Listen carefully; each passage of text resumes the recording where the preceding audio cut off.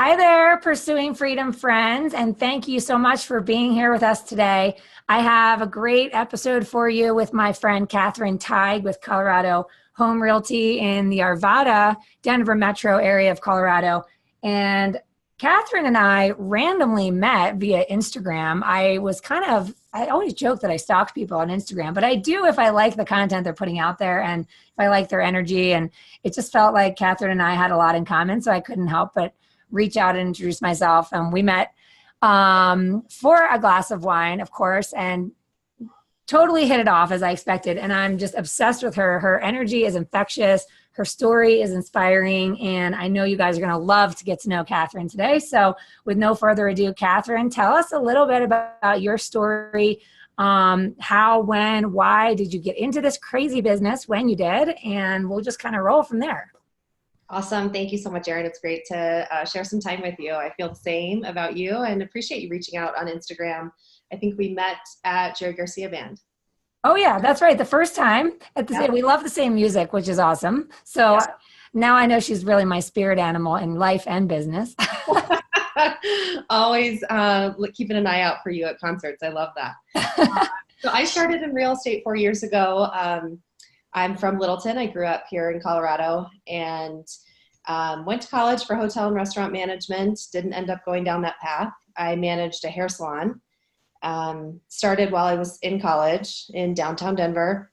Made great friends, great relationships. I ran the front desk. Had a great time learning and growing all kinds of different business 101 strategy. My friend who owns the business trusted me with just tons of HR responsibilities, and I absolutely loved it. However, there came a time where I'd kind of reached the top of probably where I would be in that industry and that job. So started exploring other careers. There were tons of very successful Denver agents that came to the salon, several who've been on your podcast, actually. Oh, no kidding. Yeah. That's so funny. Kristen Abel.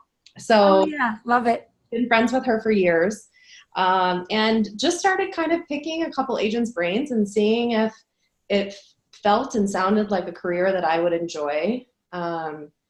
Shadowed a couple realtors before I left the salon and just kind of decided, Joe, who's my fiancé and business partner, his parents are both realtors and they work as a team in Southeast Minnesota. So we also ran a bunch of things past them. Just lifestyle, financial kind of questions that we had. He was working in the music industry and not thrilled necessarily with his career either in the path which he was on. So we decided together to quit our jobs and get our real estate licenses and give it a whirl.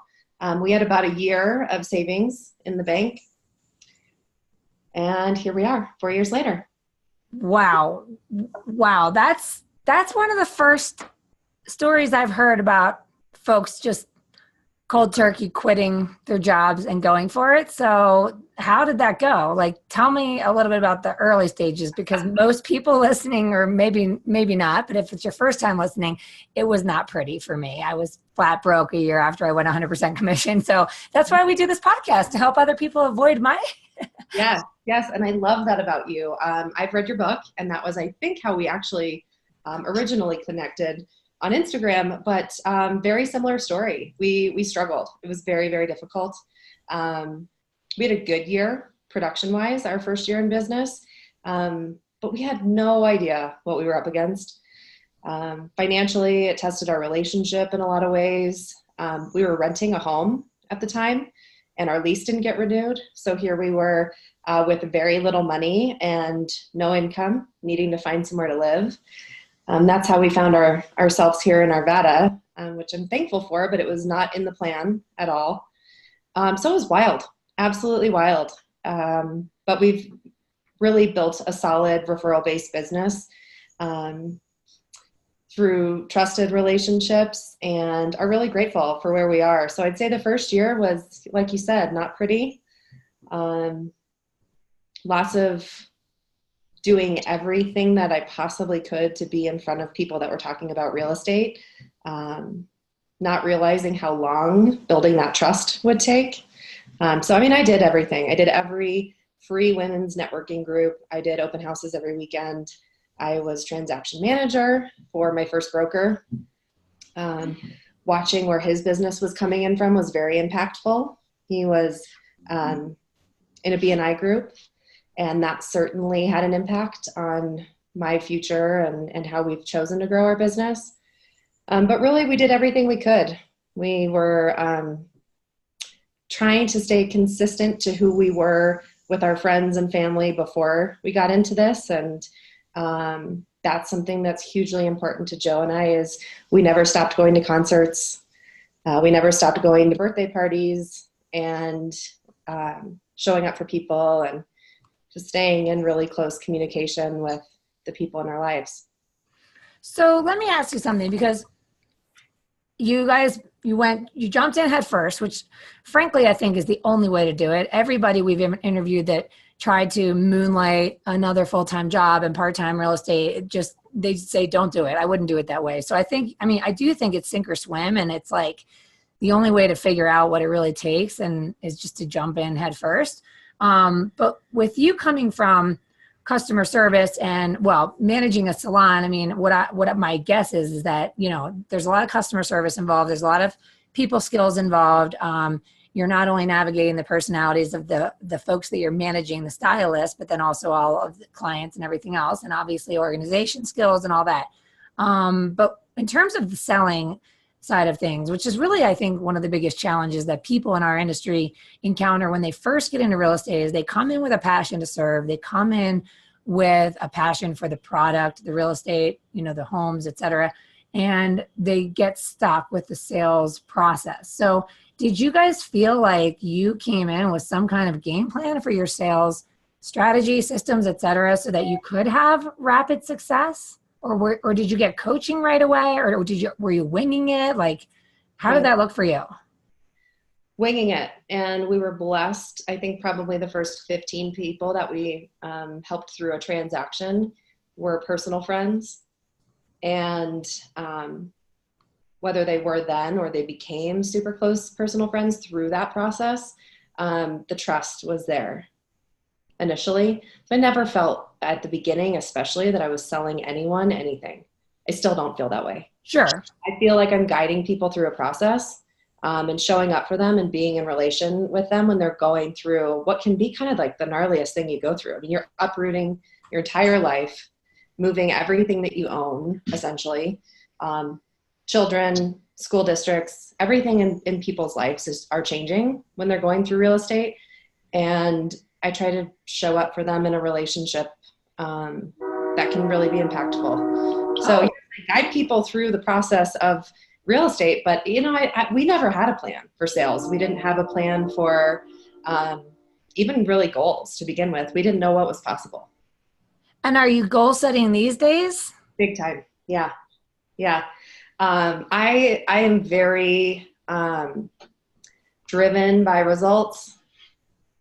So I set goals, but you and I have talked about this. I kind of set them in almost an unrealistic, laughable way, because one of the things I love about this job and industry is there's absolutely nobody telling you how much money you can make, how much you should work, what hours you should put in, where you should be when. And I love that flexibility, but I'm also really driven by the possibilities behind that.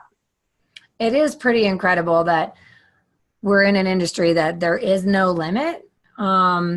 It's also interesting, on the podcast that we did with Susie Best, how she talked about, it's also interesting that real estate agents never get a raise, that your commission stays the same almost, unless you're giving a discount. I mean, there's a max to it essentially for the most part. And so in order to earn more, sometimes you have to do more until you figure out how to build a team or how to create systems to scale it some other way. But at the end of the day, I mean, depending on how hard you're willing to work, the sky is the limit, really, which is exciting and, daunting at the same time, right? Oh, absolutely. Yeah, so one thing that I wanted to ask you, you mentioned that you and Joe are engaged currently. You Correct. Started a business together. Did he jump in 4 years ago, or did he join you later? We got our licenses together. We just decided to go to different brokerages for 2 years while we were mentored. and he went kind of the more corporate route. I went the super small brokerage route. And the plan was always to work together if we both found success in it separately and enjoyed it separately. Well, that's interesting. Yeah.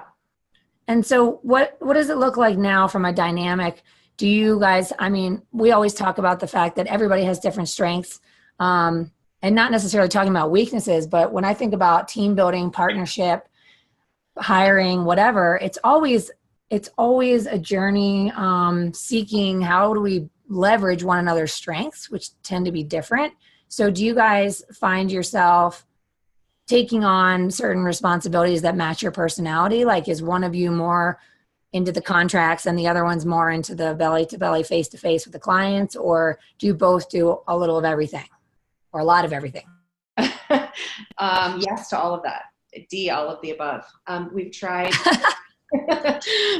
a couple different things. Right now we're really focused on taking some leadership training and some management training and team building training so we can decide how our skill sets can help us leverage what we're doing right now and give ourselves some time off.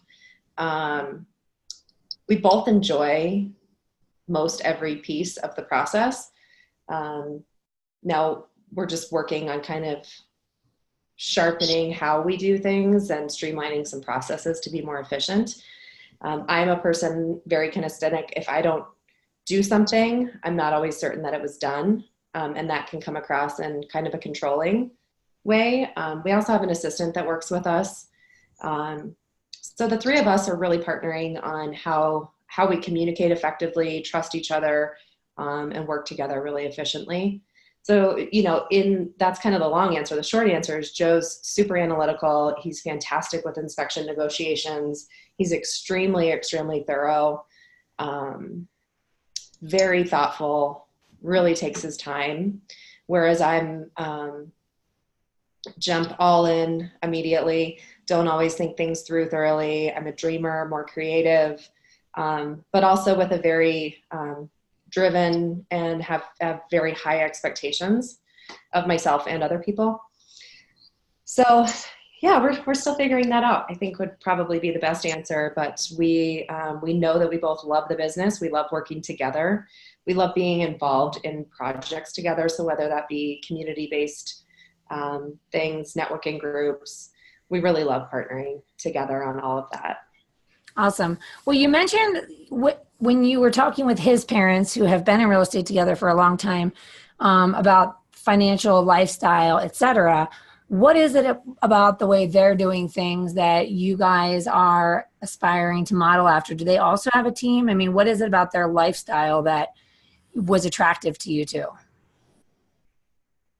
Sure. So Joe's mom has been an agent longer than his father. His dad got into real estate after retiring from a job that he gets retirement from and things like that. So their situation's a little bit different. They do work as a partnership. They don't have a team with other agents or assistants or anything else. It's just the two of them. What I was attracted to is the partnership in that and the growth that they can go through together. And being able to spend that time together, whether it's at a sales meeting at your office, just being able to lean in and trust that person who you ideally trust the most. Joe's my partner in life first. So I know he has my back in business as well. So I don't think there was one thing about the way that they operate. It was just really attractive to be able to build a life together and enjoy freedom at some point from a desk job, a salary job where you're showing up 9 to 5 every week. And that was just not appealing to either one of us. Yeah, that's awesome. So let's go back to, I know you mentioned BNI, which stands for Business Networking International. And I talk about this in my book because in 2010 or end of 2010, beginning of 2011, I was part of launching a new group that I was part of for 5 years, and it was really instrumental in helping me develop not only as a business person, but as a colleague and a friend and a partner with others in the industry through referral marketing essentially. So when did you get into BNI? Did you say you also launched your own chapter? I did. I launched my own chapter in 2014. Oh, right away, like almost right after getting licensed. Uh-huh. How did you know about it? So I was in BNI for the hair salon. Oh, no kidding. Yeah. And it's a funny story. The bookkeeper from my first group was, our group was out in Golden.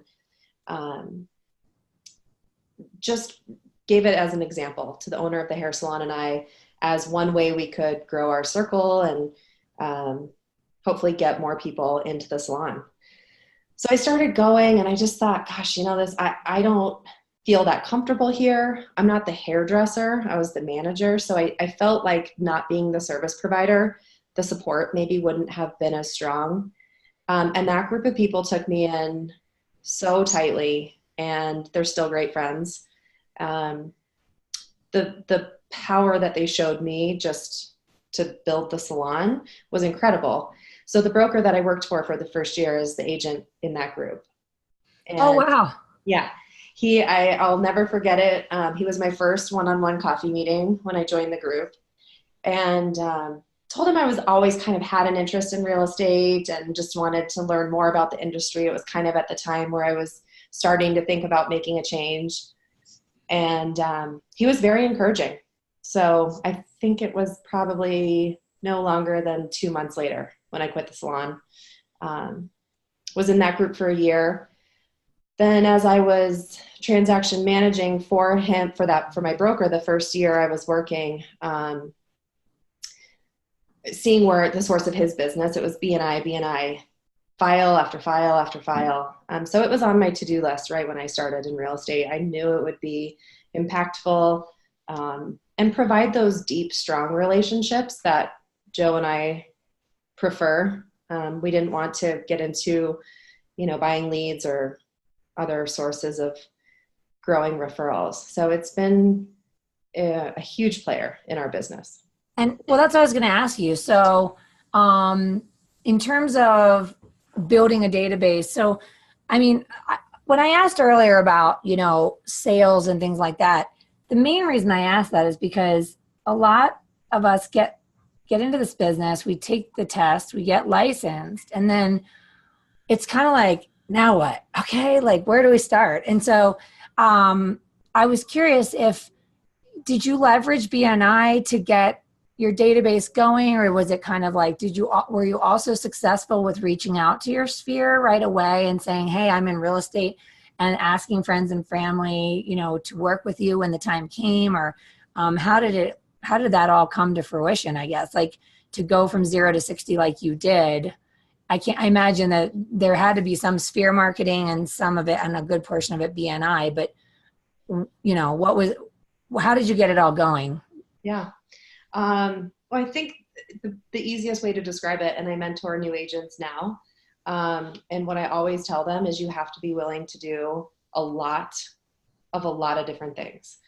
So I was in front of people in a lot of different ways. BNI was certainly probably the largest factor, I would say, in building our database. Thankfully, we had pretty large databases. We have huge spheres. We've got a lot of, like I said, I grew up here, so we have a lot of different smaller circles of friends. And, if I looked back through that first year, I think I probably got one transaction from an open house, one transaction from a salon friend, maybe one or two from BNI. So it was really, they were kind of coming from every direction. But we stayed really focused, and we just also tried to just remain extremely grateful. And I'm the kind of person that shows up early and stays late and helps put the chairs out at dinners, and, just really try to be there for people as much as we can. And so it came from everywhere. Thankfully, I think my very best girlfriend was my first listing. She listed with me and bought a home. And I think probably she knew more about it than I did at that point. But she trusted me that we'd get through the process together. And they really, business kind of came from a lot of different spheres in our life. Well, so it's interesting that you said that as you're talking to new agents, you tell them to do a lot of different things. Because what I was going to ask you is, based on what you had said, which was, you did what, like, that's what I talk about in my book, is that, my dad was like, you do whatever it takes. So, when you get in and you jump in head first, like you did, you do whatever it takes. And I'm just curious if there's any advice that you would give your former self in terms of, is there anything you would have done more of, less of, differently? Or would you do it exactly the same, which is just get out there and do a lot of different things, Great question. I had somebody ask me in the last couple of weeks if I had to start over, would I do this job again? Would I start in real estate again? So it's interesting to think about it in a little bit of a different way. Would I do it the same way? And yeah, I think I would. You don't want to, and especially with new realtors, it's a little bit different now. I think there's even more competition than there was 4 years ago.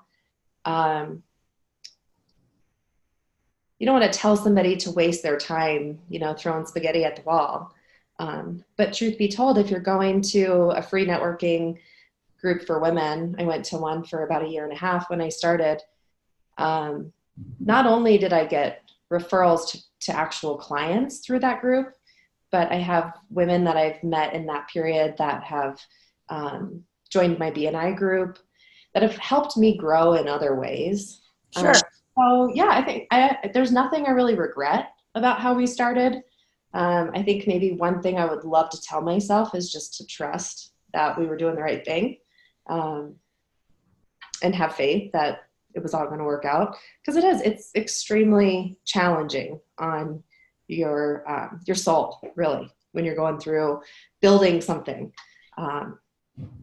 Yeah. 100%. So can't change anything. Well, it sounds to me like you've had a lot of success in networking groups, Business Networking International, BNI.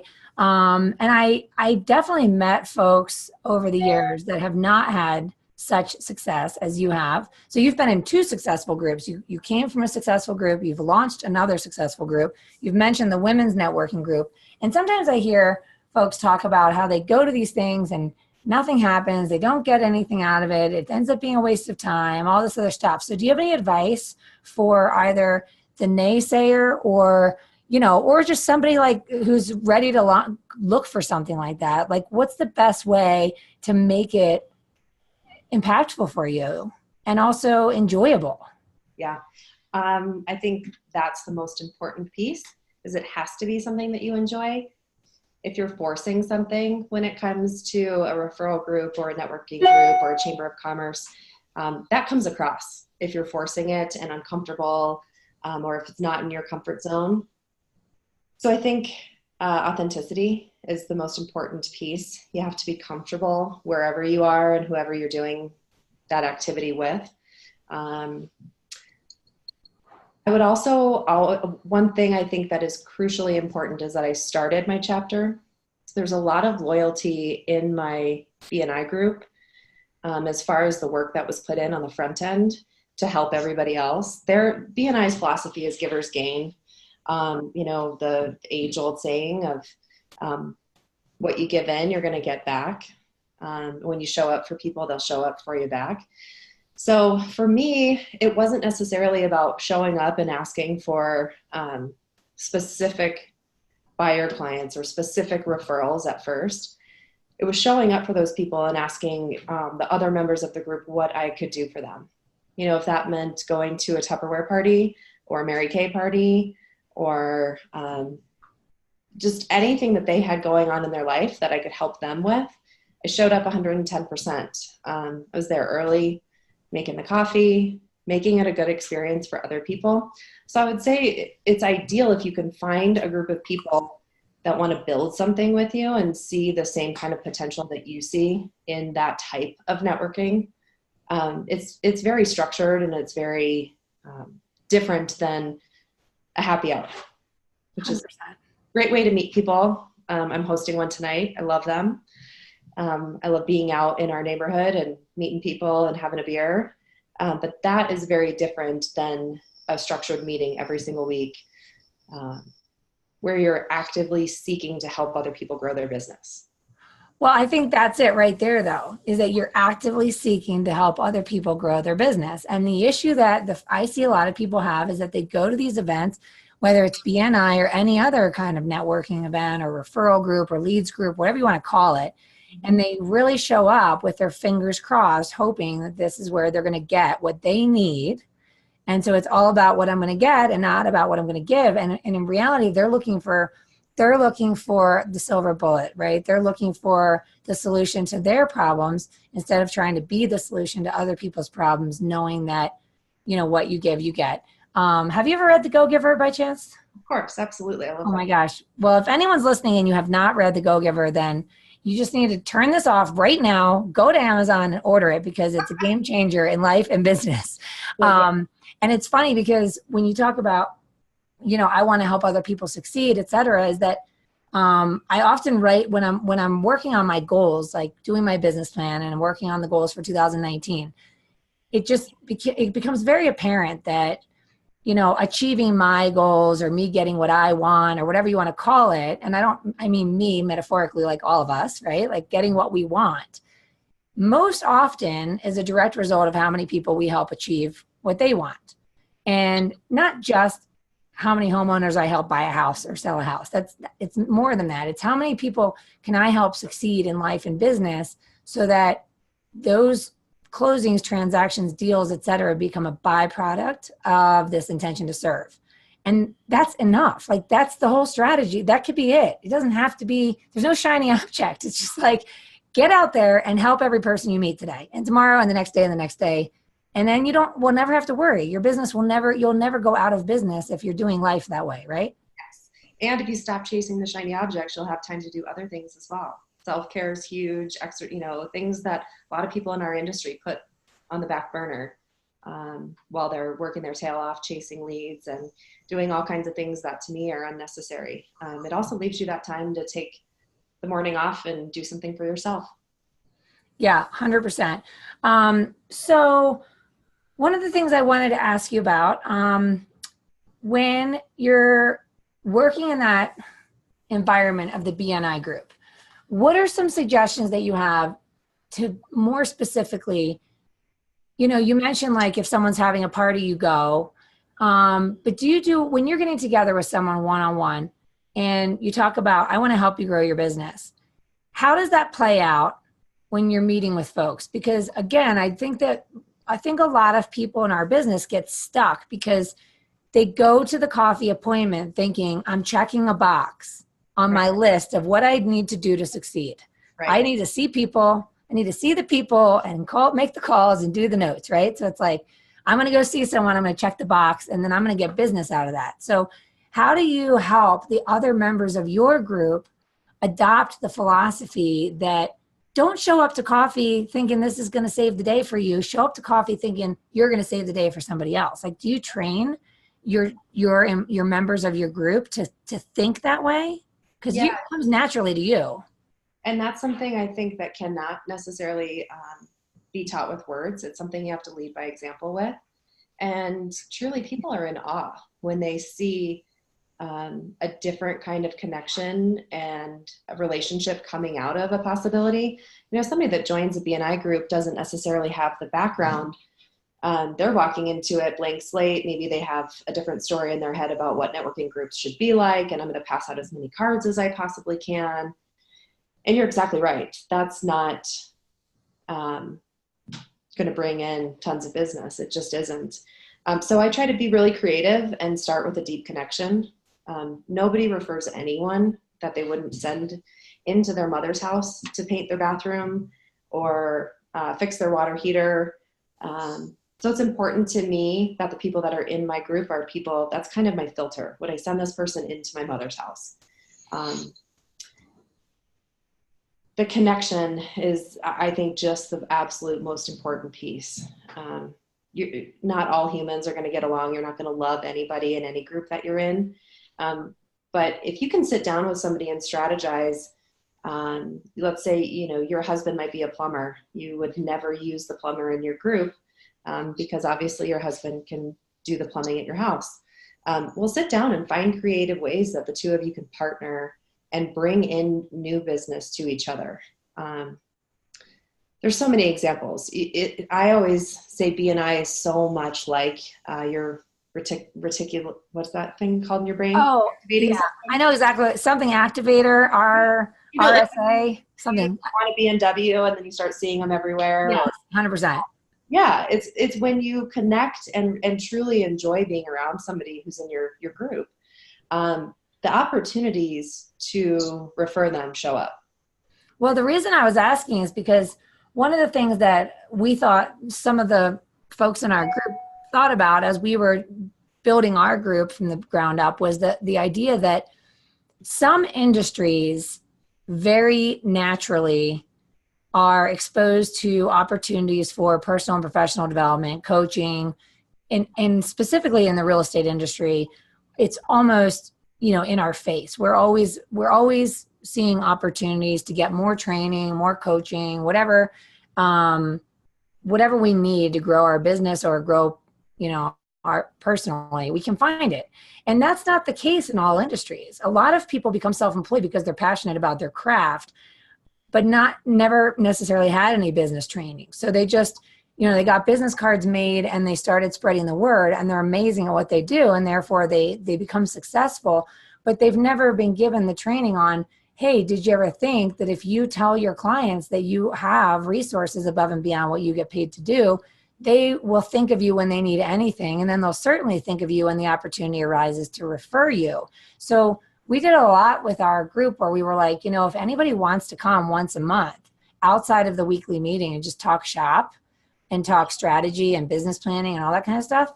And it was amazing because so many people in our group came and were, really grateful to have a more of a masterminding on a different level.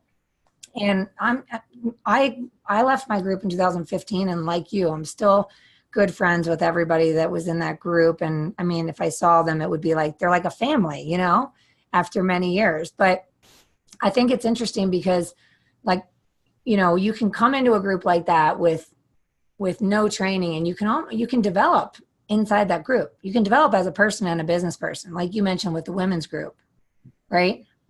Absolutely. And the public speaking, I think, is something too that people don't necessarily see that will be a great growth opportunity when you're in a group like that. Getting up every week and having to present about your business, stating your name, what you do, why you do it, who you want to meet is really powerful. There's people in our group. One of the insurance agencies just had an opportunity to stand up in front of the owners of a huge insurance company and basically put her name in the hat to buy this gigantic book of business. And she said, hands down, would not have had the confidence, the skill level, the communication skills. She's been in our group for 3 years. 3 years ago, if she was given that opportunity, the confidence wouldn't be there. And she said she went into the interview and just felt great. So there's all kinds of personal growth that you receive from being in a group like that. And you're right. You just have to be creative and support one another. And it can be really powerful. I'm just laughing over here because I'm thinking back to the early years in BNI, like standing up and sweating and my hands are shaking, and I'm extroverted, but that doesn't mean public speaking is easy, To this day, it's still, there's certain days where it comes naturally and there's certain days where you still tremble a little bit. Yes, absolutely. One thing I do is I actually, not 100% of the time, but I try to write out my commercials 6 weeks at a time. And I do really focused asks, they call them in BNI. And right now I'm asking to meet people who live in their first property and have maybe a growing family, want to move up to that second home, and they're not quite sure how to do that at the same time. So I'm describing those people and asking for introductions to them for 6 weeks in a row. Because people don't listen. You can ask for something in your group one time and, Sally was in the bathroom and Bob wasn't there and, yeah, some on the phone. So what I do is I try to be very, very targeted with what I'm asking for and set that up for usually about 6 weeks. And I also have a leadership position. I think when you're especially in our industry, in a group like this, take advantage of as much time as you can being in front of people and being a leader and being the person who sets the tone for the professionalism I think that can reduce a lot of frustration and just set you up for success. It puts you in a position where people get to know you quicker. I think trust you more if you're doing what you say you would do, and showing up on time and things like that. It can kind of propel that trust between the members. Well, I love it. I didn't think we would go off on such a tangent of BNI, but what I'm hearing come out with all of this consistently across the board, whether we're talking about, BNI or sphere marketing or whatever, it's all about authenticity and integrity. And I hear that come through from you every time we talk, and certainly on this podcast. And it's no surprise that you would be successful, because people are drawn to folks that are authentically you. So don't compare yourselves to others. Do you, and do it from a place of true care, love, passion, and intention to serve and help others. And you can't fail. You honestly cannot fail. It might take some of us longer than the others. Me, for example. But it works, right? I mean, just go with the intention to serve. Read The Go-Giver again. If you forget about it, or if you lost your way, with giving is the key to getting, right? It is, absolutely. The more that you give and show up for people, it's just like the law of attraction. What you're putting out there, more and more of it is going to flood your inbox, your phone, whatever. This morning I took some time off, and I don't do it very often. And it's the simplest thing, but turned my phone off for a couple hours and just did some things that I've been behind on and needed to catch up on. Second I turned my phone on, I had a message from a past client, ready to list and buy. So it's just, it's crazy to me how when we give ourselves what we need and show up for people, do the right thing, be a good person, good things come our way. Well, I love it. I appreciate you taking the time to be on the show. I'm so happy for your success, and I can't wait to see what the future holds for you. For folks that are listening, how can they get a hold of you if they want to pick your brain?